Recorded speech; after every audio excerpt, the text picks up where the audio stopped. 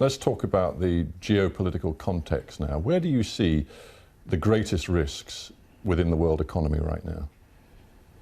I see a lot of risk in the world economy. I think growth is the problem, and deflation really. So I think the world is facing a structural absence of growth for all sorts of reasons, which I could drone on. Long term? Yes, I have optimism in the medium long term because I think technology will transform the prospects for growth.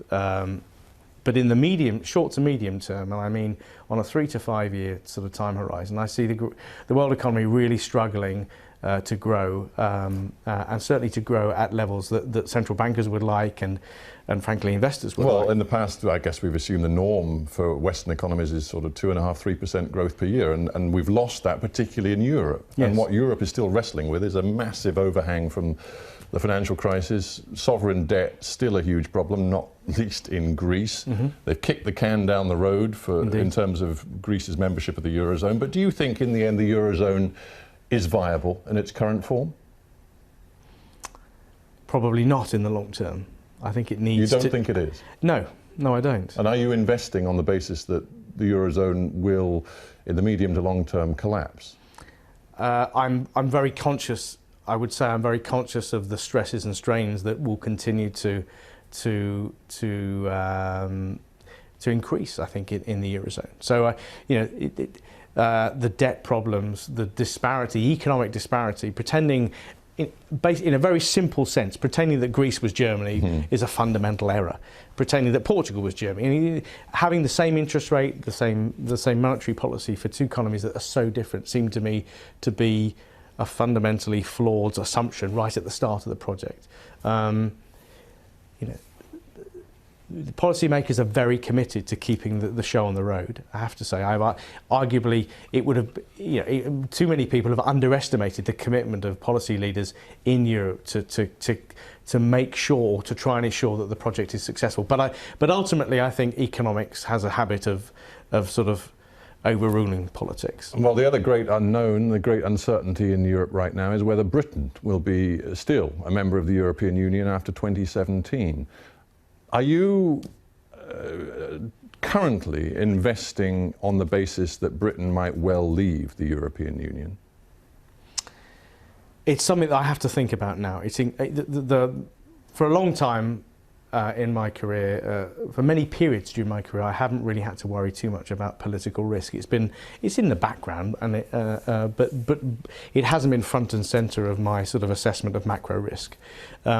These days, I think you have to recognise that political risks are increasing all over the place. And for you, a British exit from the EU would be a risk? And in your view, a damaging risk, negative? It potentially very negative in the short term. Yes, I think it would be. I think the